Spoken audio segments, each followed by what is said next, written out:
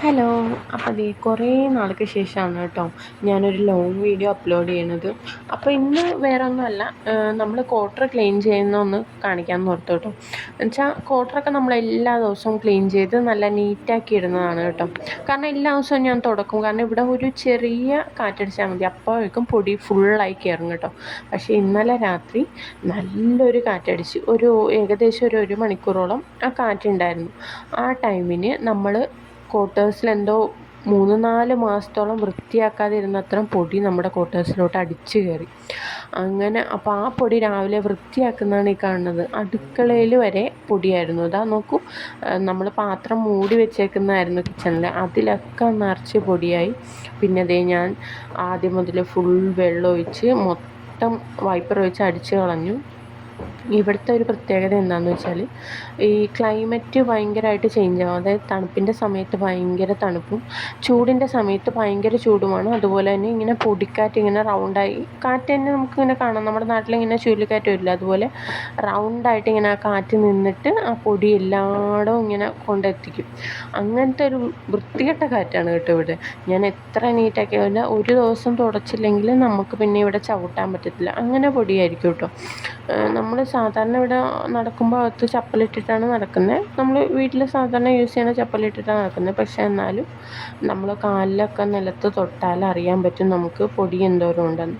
അതുകൊണ്ട് തന്നെ എല്ലാ ദിവസവും ഞാൻ ക്ലീൻ ചെയ്തിരുന്നതാണ് കേട്ടോ. ഒരു ദിവസം നമുക്ക് തുടക്കാതിരിക്കാൻ പറ്റില്ല. നമ്മുടെ വീട്ടിലാണെങ്കിൽ ഒരു ദിവസം തുടച്ച് പിറ്റേ ദിവസം നമുക്ക് തുടച്ചാൽ മതിയെന്ന് പറയും.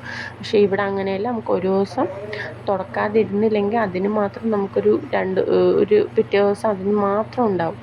അപ്പം നമുക്ക് എല്ലാം കൂടി ആവില്ല. അപ്പോൾ അതുകൊണ്ട് തന്നെ ഞാൻ എല്ലാ ദിവസവും തുടച്ചിടണം. പക്ഷേ ഇന്നലെ ഒരു പൊടിക്കാറ്റ് വീശിയതാണ്. അത് ഞങ്ങളിവിടെ താമസിക്കാൻ വന്നിട്ട് ഏകദേശം ഒരു 1-1.5 വർഷത്തിനടുത്തായി.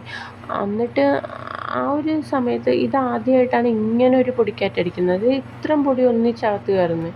ഇതൊരുമാതിരി ക്വാർട്ടേഴ്സ് വൃത്തിയാക്കാത്ത പോലെ ആയിപ്പോയി.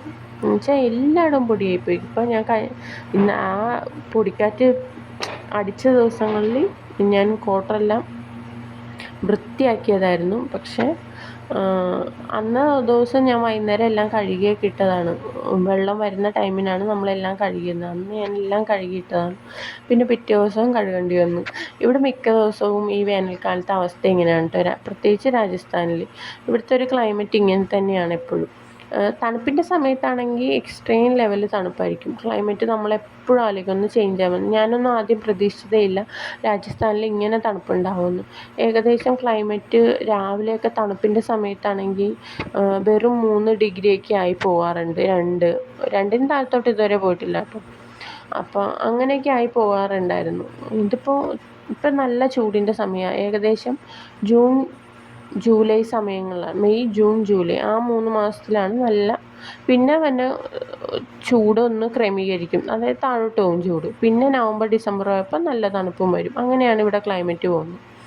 പിന്നെ ദേ കണ്ടോ, ഞാൻ ചീസിൻ്റെ ചെറിയൊരു ഡപ്പി ഉണ്ടായിരുന്നു. അപ്പോൾ അത് കളയണ്ടല്ലോ എന്ന് ഓർത്തിട്ട് അതിനകത്ത് ഞാനൊരു 4 മണിപ്പൂ കുറച്ചിങ്ങനെ സെറ്റ് ചെയ്ത് വെച്ചിട്ടുണ്ടായിരുന്നു. അപ്പോൾ അതിനകത്ത് പൂ വിരിഞ്ഞിട്ടുണ്ടായിരുന്നു കേട്ടോ. അതാണ് ഞാൻ ഇടയ്ക്ക് അങ്ങനെ എടുത്ത് കാണിക്കുന്നത്. എന്തായാലും ക്ലീനിങ് എല്ലാം അങ്ങനെ ബേഷായി നടക്കും. എപ്പോഴും നമ്മളിങ്ങനെ ക്ലീൻ ചെയ്തുകൊണ്ടിരിക്കണം. കാരണം ഇവിടുത്തെ ഒരു ക്ലൈമറ്റ് ബേസിൽ നമ്മളെപ്പോഴും ഈ സമയത്ത് ക്ലീൻ ചെയ്യണം. തണുപ്പ് തുടങ്ങി കഴിഞ്ഞാൽ വലിയ ക്ലീനിങ്ങിൻ്റെ ഒന്നും ആവശ്യമില്ല. അധികം പൊടിയൊന്നും ഉണ്ടായില്ല.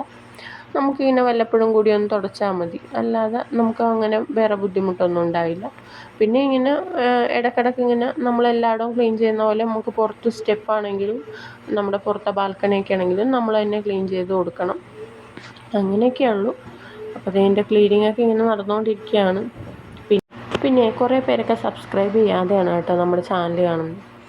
എന്തായാലും വീഡിയോ ഇഷ്ടമാവുകയാണെങ്കിൽ ഒന്ന് സബ്സ്ക്രൈബ് ചെയ്തേക്ക്. പിന്നെ അത്രയൊക്കെയുള്ള ഇന്നത്തെ വിശേഷങ്ങൾ.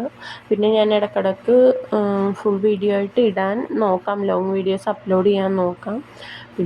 എൻ്റെ ഷോർട്ട് വീഡിയോസും കണ്ട് സപ്പോർട്ട് ചെയ്യുക. അപ്പോൾ അത്രേ ഉള്ളൂ ഇന്നത്തെ വീഡിയോ. Thank you.